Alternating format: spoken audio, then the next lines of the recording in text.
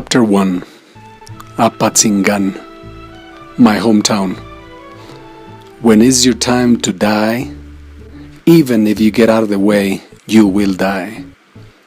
But when it is not your time to die, even if you put yourself in the midst of death, you will not die. Author unknown.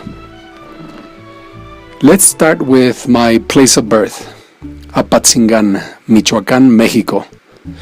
In Nahuatl, the language spoken by the Aztecs, Apatzingan means a place of weasels. Why? I don't know. It is a small city of about 100,000 people, with at least 3 high schools and 3 universities. It's a fertile region, nestled spectacularly in a valley between mountains and surrounded by beautiful villages, producing fruits like limon, papaya, changunga, atuto, pinsan, almendra, etc. The police try to provide public safety. I underline try because of the infamous mafia, the law of the land. Because Apatzingan is so close to the equator, average temperatures are about 28 degrees Celsius, about 83 degrees Fahrenheit. However, because of its humidity, it feels like 100 degrees, earning it the title of Tierra Caliente. Before the Spanish conquest, Apatzingan was inhabited by Nahuatl-speaking hunter and gatherer tribes from at least 200 before Christ to about 1100 after the death of Christ, until the Tarascos, the new tribe on the block, came and took over these lands. The Tarascos, a Purépecha-speaking people, was a tribe of organized warriors that were able to repel successfully the attacks and attempts of the Aztecs trying to expand their empire beyond Tenochtitlan in central Mexico.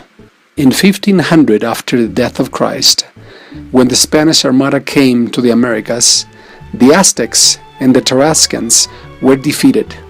However, up until this day, people from this region, like all Mexican nationalists, believed that invading armies like the Spanish Armada or the U.S. Army might have occupied and taken over Mexican territory. But none has ever conquered the minds and hearts of the Mexicans. Growing up, I remember older people in Apatzingan sitting outside their houses in the afternoons, talking, playing dominoes, cards, or drinking beer. Young people, on the other hand, serenading their significant other with mariachi, banda, trio, guitar, or a cappella.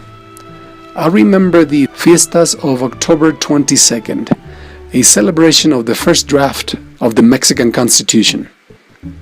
These fiestas are a memorable week of parades, dances, fireworks, bull riding, charreadas, exposition of agricultural advances, and top-of-the-line cattle, pigs, and poultry. The Mexican Revolutionary Founding Fathers came to Apatzingan to sign the Constitution in 1814, and much like the American Founding Fathers in 1776, these revolutionaries are Mexican heroes. On paper, Apatzingan has an organized and law-abiding rule of law.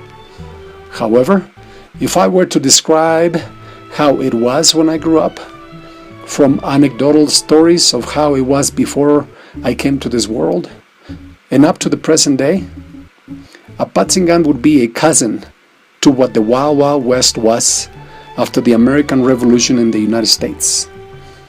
Apatzingan gives a sense of grit and ruthless sense of justice to people who claim it as their homeland. The system, or rather the broken political system, has created a strange phenomenon in which, like in many countries, the establishment puppeteers of the legislative order benefit the powerful, on the backs and sweat of the masses. This phenomenon has left young and old that didn't have the opportunity of an education without prospects for decades now. Because of the lack of sustainable education and economic support, This social environment creates horizontal and vertical hostility. Much like in the natural world, in which Darwinian theories are tested, the survival of the fittest concept is put to the test.